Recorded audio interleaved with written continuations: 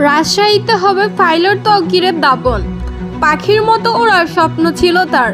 বিমানের পাখায় ভর করে মেঘ ছুঁয়ে যাওয়া সেই আকাঙ্ক্ষা পূরণের পথে অনেক দূর এগিয়েও ছিলেন।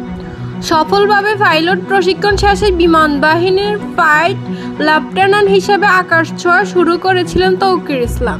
কিন্তু হঠাৎ থেমে গেল তার ছুটে চলা চিরতরে। রাজশাহীতে দাফন করা হবে এই তরুণ বৈমানিককে। মঙ্গলবার 22 জুলাই সকাল থেকে তৌকিরের রাজশাহীর বাসা বাড়ায় ভিড় করতে থাকেন বন্ধু, আত্মীয় স্বজন, প্রতিবেশীরা। তৌকিরের নানা আজিজুর রহমান বলেন, ঢাকা সেনানিবাসে বেলা 11টা থেকে 12টার মধ্যে তার প্রথম জানাজা অনুষ্ঠিত হওয়ার কথা।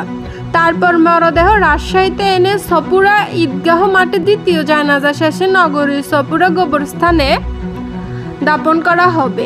এর আগে সোমবার 21 জুলাই রাজধানীর উত্তরায় মাইলস্টোন স্কুল অ্যান্ড কলেজের এলাকার বিমান বাহিনী একটি প্রশিক্ষিত বিমান বিধ্বস্ত হয়ে মারা যান পাইলট লেফটেন্যান্ট তৌকির ইসলাম।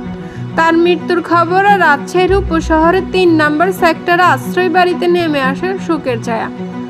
দুর্ঘটনার খবর পেয়ে তৌকিরের মা, বাবা ও পরিবারের সদস্যরা সেনাবাহিনীর বিশেষ ব্যবস্থাপনায় ঢাকায় পৌঁছান। সেখানে সন্ধ্যার পর নিশ্চিত হন তৌকিরের মৃত্যুর সংবাদ। তখন থেকেই শুরু হয় কান্নার শোক।